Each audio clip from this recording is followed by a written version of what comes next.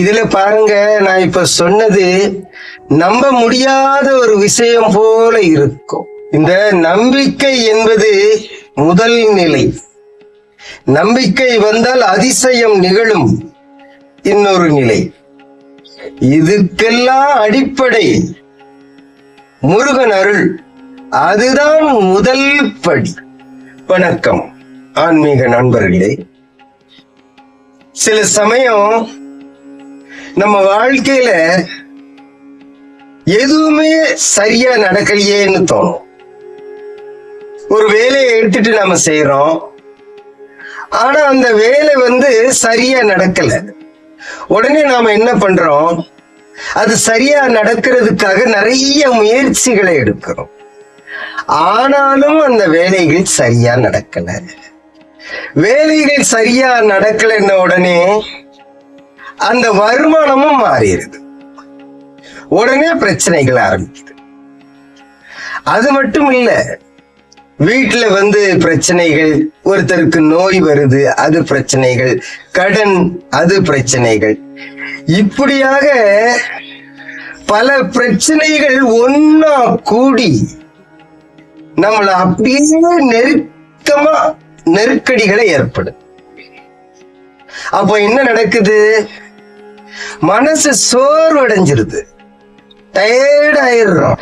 இப்படிதான் போன வருஷம் ஒரு நண்பர் என்னை சந்திச்சார்.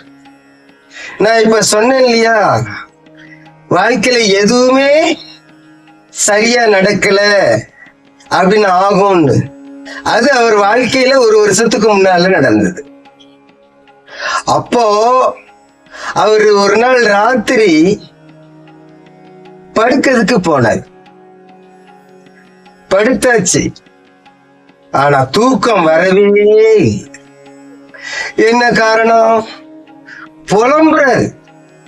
காலையில எந்திரிச்ச உடனே இவர் வந்துருவாரு, அவருக்கு பணம் கொடுக்கணுமே, இந்த நோயால நம்ம வீட்டுல உள்ளவங்க இப்படி இருக்காங்களே, மருத்துவ செலவுக்கு பணம் வேணுமே, இப்படியே ஏதேதோ எண்ணங்கள் அப்படியே அலைப்பாயுது. மனசு அலைப்பாயுது, தூக்கம் வரல. உடனே அவர் என்ன செஞ்சாரு? தன்னால நான் புலம்பிட்டு இருக்கேனே, அதுக்கு பதிலா முருகனை வணங்குவோம் அப்படின்னு நினைச்சாரு. உடனே முருகன்கிட்ட வேண்ட ஆரம்பிச்சிட்டாரு. இந்த மாதிரி எனக்கு வேலை சரியா நடக்கல, வருமானம் இல்ல, வீட்டுல பிரச்சனை, நோய் நொடிகள் வருது, முருகா என்னைய காப்பாத்து, முருகா என்னைய காப்பாத்துன்னு பிரச்சனைகளை சொல்லிக்கிட்டே இருந்தாரு. அப்ப என்ன நடந்தது அப்படின்னா, இந்த பிரச்சனைகளை அவர் முருகன்கிட்ட சொல்லும் போது அவருடைய மனசு அலைபாஞ்சிக்கிட்டே தான். மனசு அமைதி ஆகவே இல்லை. உடனே இவர் ஒரு முடிவுக்கு வந்துட்டாரு. நான் இவ்வளவு பிரச்சனையும் சொல்றேன், ஆனா மனசு அமைதி ஆக மாட்டாங்க. அப்போ முருகன்கிட்ட என் கதையை சொல்லக்கூடாது, முருகனுடைய மந்திரத்தை சொல்லுவோம். முதல்ல ஓம் சரவண பவாய, ஓம் சரவண பவாய, ஓம் சரவண பவாய அப்படின்னு அந்த மந்திரத்தை சொல்ல ஆரம்பிச்சுட்டா. அப்புறம் அந்த மந்திரத்துல என்ன வருது? எடுத்த உடனே வருது இல்லையா? அப்படியே அவர் சொல்லிட்டே இருக்க இருக்க அவருடைய மனதில் இருக்கக்கூடிய இறுக்கங்கள் தளர ஆரம்பிச்சது.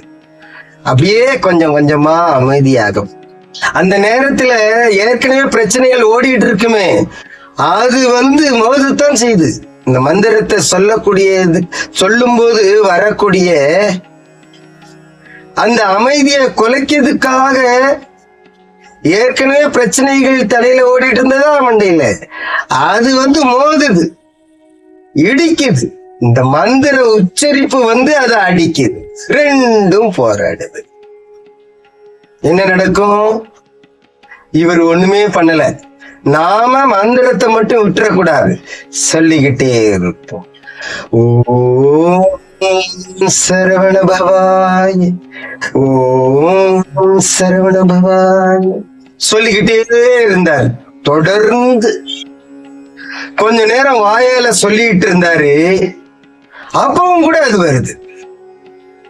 அப்புறம் இவர் என்ன பண்ணாரு, வாயால இவர் இந்த மந்திரத்தை சொல்லிட்டு இருக்கும்போது அதை இவர் காதால கேட்க ஆரம்பிச்சார்.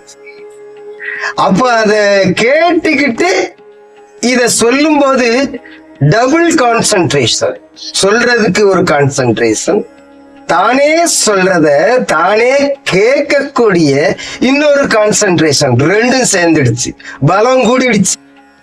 அப்புறம் அந்த எண்ணங்கள் எல்லாம் மெது மெதுவா குறைஞ்சி அப்படியே போக ஆரம்பிச்சு. உடனே இவர் இந்த மந்திரத்தை தொடர்ந்துகிட்டே இருந்தார். மனசு லேசா அமைதியா. அப்புறம் மெதுவா வாயால சொல்லிட்டு இருந்தத சத்தத்தை கொஞ்சம் கொஞ்சமா குறைச்சார். ஓம் சரவண பவாய், ஓம் சரவண பவாய், ஓம் சரவண பவாய், இப்படியே அந்த சத்தத்தை குறைச்சார். அப்புறம் வாயால சொல்றது நின்னு மனசால சொல்ல ஆரம்பிச்சிட்ட. மனசுக்குள்ள அந்த மந்திரம் ஓடிக்கிட்டே இருக்குது. எல்லா பிரச்சனைகளும் அந்த எண்ணம் ஓடி போச்சு. இது ஓடும்போது அது ஓடிடுச்சு. ஒரு பிரச்சனை அவர் மனசை தாக்கல. உடனே அமைதியாயிட்டு மனசு. உடனே இவருக்கு ஒரு பக்குவம் தெரியுது. இப்ப முருகன்ட்ட வேண்டும் அப்படின்னு. அவர் முதல்ல பதட்டத்துல வேண்டினாரா, அப்ப பரபரப்பு.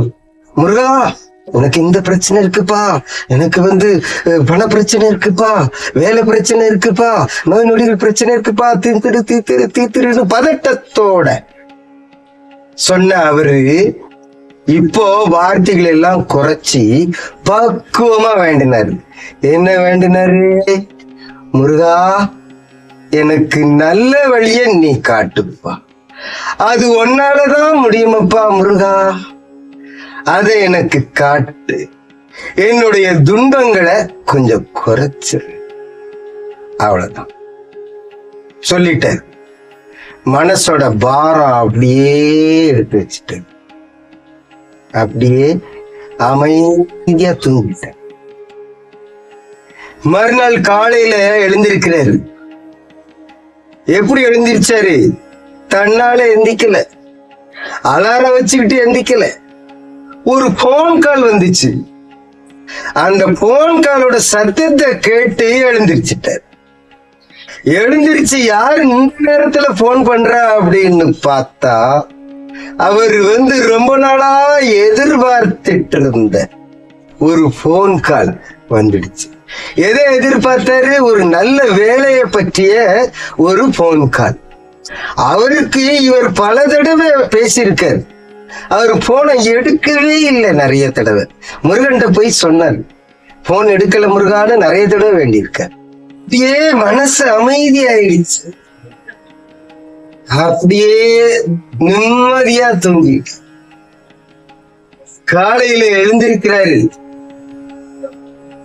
அவரா எழுந்திருக்கிறல, அலாரம் வச்சு எழுந்திருக்கல, ஒரு போன் கால் வந்தது, எழுந்திருச்சு. இந்த நேரத்துல எனக்கு யார் போன் பண்றா அப்படின்னு போனை எடுத்து பார்த்தா ஒரு அதிர்ச்சி, இன்ப அதிர்ச்சி. ஏற்கனவே நிறைய நாள் எதிர்பார்த்து காத்து கொண்டிருந்த ஒரு செய்தி அந்த போன் கால்ல இருந்தது. ஒரு நண்பர் போன் பண்றார். இந்த வேலை சம்பந்தமான ஒரு விஷயத்துக்காக நிறைய தடவை இவரே போன் பண்ணியிருக்காரு. அவர் எடுக்கவே இல்லை. இவர் நொந்து போனார். ஆனா இப்போ அந்த போன் கால் வந்துட்டு ரொம்ப சந்தோஷம். உடனே கால் அட்டன் பண்ணாரு.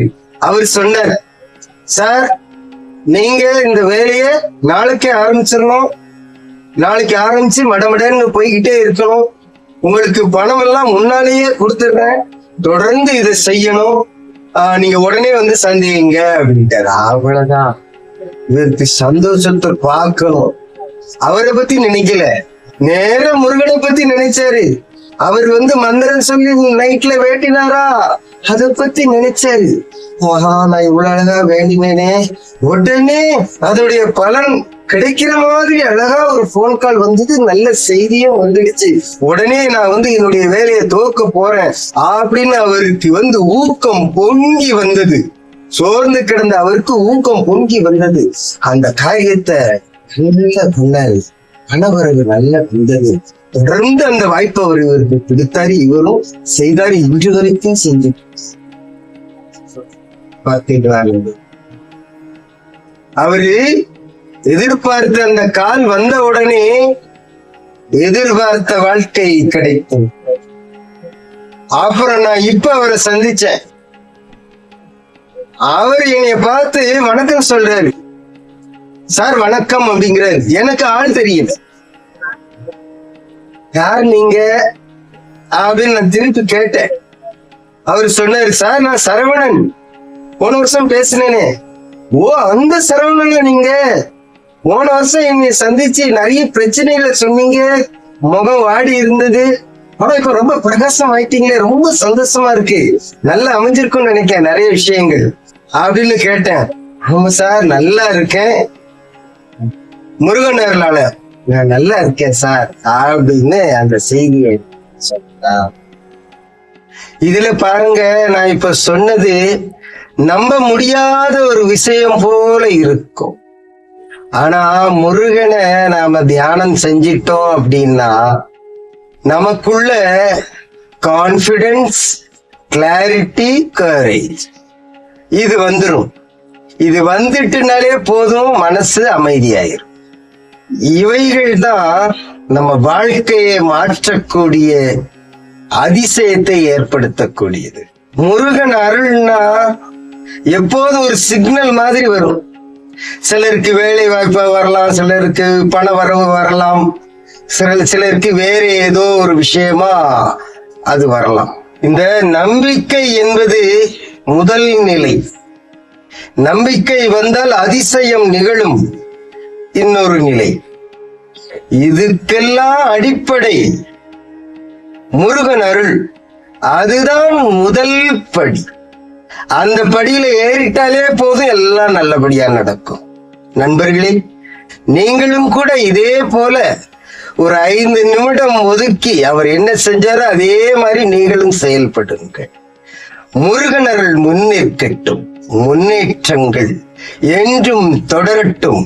அடுத்த வீடியோவில் வேறொரு விஷயத்தோடு நாம் சந்திப்போம்.